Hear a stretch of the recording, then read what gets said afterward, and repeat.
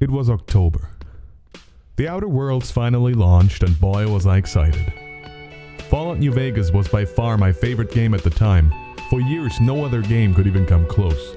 But there was a new game by the same guys without the shackles of Big Bad Bethesda, who since then really started showing their true colors as a company.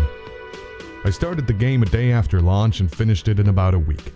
I was satisfied, and it did scratch that Obsidian itch, but I couldn't say it would kick New Vegas off its throne for me. Something just didn't click.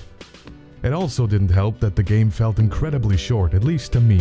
I honestly couldn't tell you if it's actually that short, or if I just blazed through it. All I know is that I did every side quest I could possibly find, and I was still done within a week. A few days passed and I tasted blood, but my hunger for a good RPG was still strong, so I simply googled Best RPGs 2019. I know, creative. And one of the games suggested was called Disco Elysium. Disco Elysium. Disco Elysium. Elysium. Fuck. I knew nothing about the game. Quite frankly, I haven't even heard of it before that day.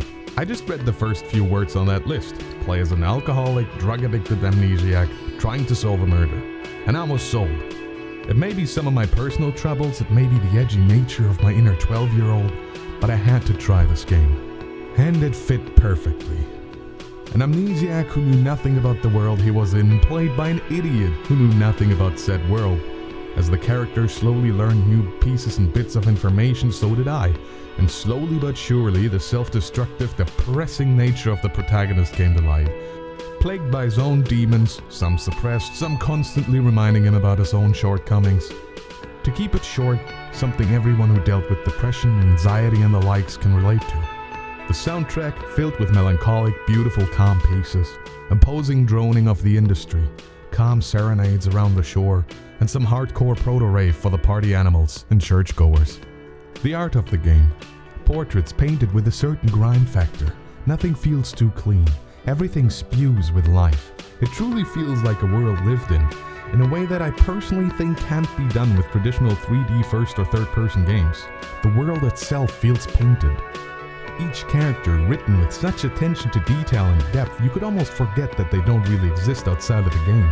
Voice acting that, if sometimes a little inconsistent, really brings these characters to life, with some of the most believable and down-to-earth performances I've ever heard in a game, period. And it's all coming together in an overarching plot that kept me on my toes and pulled on my heartstrings on a regular basis. All this is the reason why this game frustrates me so much, but in a good way. Situations like these are just a perfect storm.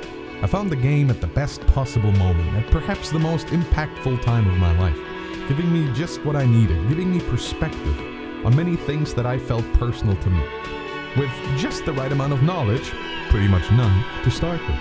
It was a total surprise hit for me, so much so that I'd rank it as my favorite game of all time, finally kicking 10-year-old New Vegas off its podium that stood above so many others for so long. And here's why that's so frustrating. This was a one-off experience. Meeting the characters for the first time, hearing the music for the first time, learning about the world and about yourself.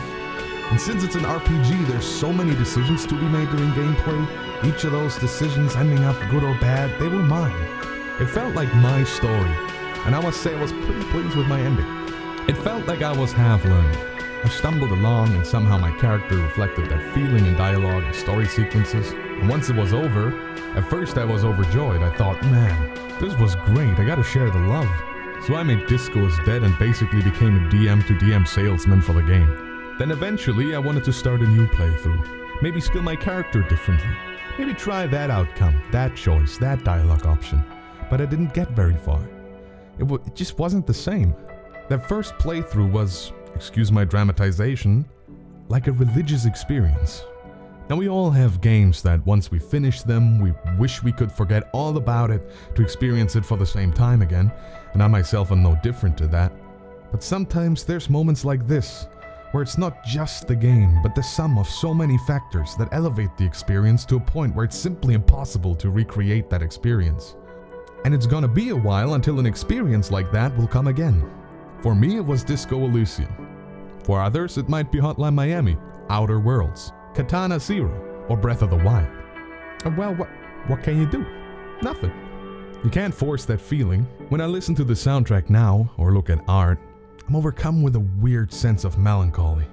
It was all just a fleeting moment in time. With each year, the memory will slowly fade and eventually it's gone. It's like Reggie Watts said about music. When you press play, it exists.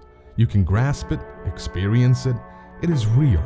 But once the song is over, it's just a memory. It doesn't exist anymore. But we cherish the memory until the next time we press play.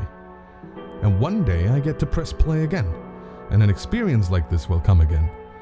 But until then, all I can do is cherish the memory, share my love for the game, make some art, and keep the memory just a little bit longer. I will miss River Shoal, but there's so many worlds out there, I can't stay sad for too long. Good night, everyone. Merry Christmas. And I'll see you when I upload the next song.